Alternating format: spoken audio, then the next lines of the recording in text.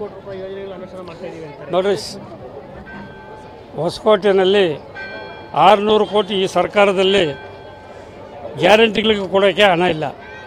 60% reach ಆಗಿದೆ, 40% ಜನಕ್ಕೆ ಇನ್ನೂ ಸಿಕ್ಕಲಿಲ್ಲ. ತಾಲೂಕು ಆಫೀಸ್ಗಳು ದಿವಸ ಓಡಾಡ್ತಾ ಇದ್ದಾರೆ. 600 ಕೋಟಿ ಯಾವುದಿದೆ? 25 ಕೋಟಿ ಒಬ್ಬ MLAಗೆ ಈಗಾಗಲೇ ಸಿದ್ದರಾಮಯ್ಯನವರು ಕೊಟ್ಟಿದ್ದಾರೆ.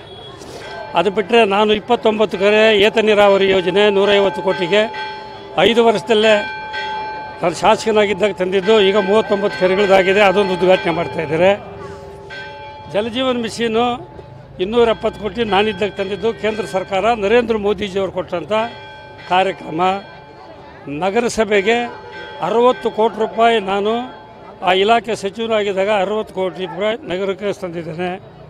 ಕಾಡುಗೋಡಿಯಿಂದ ಹೊಸಕೋಟೆಗೆ ಮೆಟ್ರೋ ರೈಲು ಅದನ್ನು ಶಾಂಕ್ಷನ್ ಮಾಡಿಸಿದ್ದೇನೆ. ಈಗಾಗಲೇ ಟೆಂಡರ್ಗೆ ಹೋಗಿದೆ.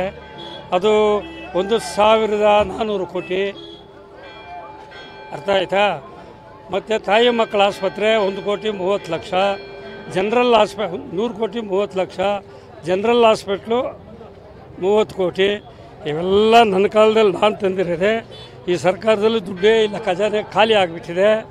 ಗ್ಯಾರಂಟಿಗಳಿಗೆ ಸಿದ್ದಪ್ಪ ಬರಡು ಭೂಮಿಯಲ್ಲಿ ಸಮಗ್ರ ಕೃಷಿ ಮಾಡಿ ವರ್ಷಕ್ಕೆ 4 ಲಕ್ಷ ಗಳಿಸ್ತಿದ್ದಾರೆ. ನೀವು ಕೂಡ ಅವರಿಂದ ಕಲಿಬೇಕಾ? ಅವ್ರ ಜೊತೆ ವಿಡಿಯೋ ಕಾಲ್ನಲ್ಲಿ ಮಾತಾಡಬೇಕಾ? ಈಗಲೇ ಫ್ರೀಡಮ್ ಆ್ಯಪ್ ಡೌನ್ಲೋಡ್ ಮಾಡಿ. ಹಣ ಕೊಡೋಕ್ಕಾಗಲಿಲ್ಲ. ಇನ್ನು 600 ಕೋಟಿ ಎಲ್ಲಿಂದ ಬರ್ತದೆ? 600 ಕೋಟಿ ಎಲ್ಲಿಂದ ಬರ್ತದೆ ಹೇಳ್ಬೇಕಲ್ಲ. ಯಾವ್ಯಾವ ಇಲಾಖೆ, ಯಾವ್ಯಾವ ಗ್ರಾಂಟು, ಯಾವಾಗ ನಿಮ್ಗೆ ಅನುದಾನ ಬಿಡುಗಡೆ ಆಗಿದೆ, ವರ್ಕ್ ಆರ್ಡ್ರ್ ಯಾವಾಗ ಕೊಟ್ಟಿದ್ದೀರಾ, ಕಾಮಗಾರಿಕೆ ಪ್ರಾರಂಭ ಮಾಡಿದ್ದೀರಾ, ಯಾವಾಗ ಅಂತ್ಯ ಆಗಿದೆ ಕೊಡ್ಬೇಕಲ್ಲ ಅದಕ್ಕೆ ಲೆಕ್ಕ.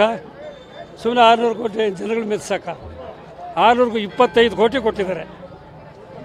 ಕೇಂದ್ರ ಸರ್ಕಾರದ್ದು ರಸ್ತೆಗಳು ಮಾಡಲಿಕ್ಕೆ ಹಣ ಕೊಟ್ಟಿದ್ದಾರೆ. ಕೇಂದ್ರ ಸರ್ಕಾರದ ಹಣ ಅದು, ಇದು ರಾಜ್ಯ ಸರ್ಕಾರ. ಅದರಿಂದ ಈ ಸಾರಿ 2024ರ ಲೋಕಸಭಾ ಚುನಾವಣೆ ಈಗಾಗಲೇ ಕೆಲವು ತಿಂಗಳಲ್ಲಿ ಇದೆ.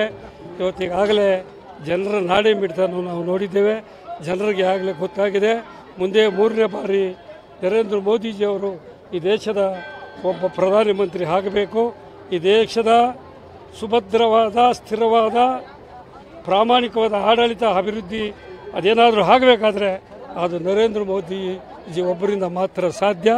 ನಿಜವಾಗ್ಲೂ ಕೂಡ ಬಹು ಹೆಚ್ಚಿನ ಮತಗಳಿಂದ ಗೆದ್ದು ಈ ದೇಶದಲ್ಲಿ ಭಾರತೀಯ ಜನತಾ ಪಕ್ಷ ನರೇಂದ್ರ ಮೋದಿಜಿಯವರು ಪ್ರಧಾನಮಂತ್ರಿಗಳಾಗೋದು ಶತಸಿದ್ಧ ಅಂತ ಹೇಳಲಿಕ್ಕೆ ಬಯಸ್ತಾರೆ.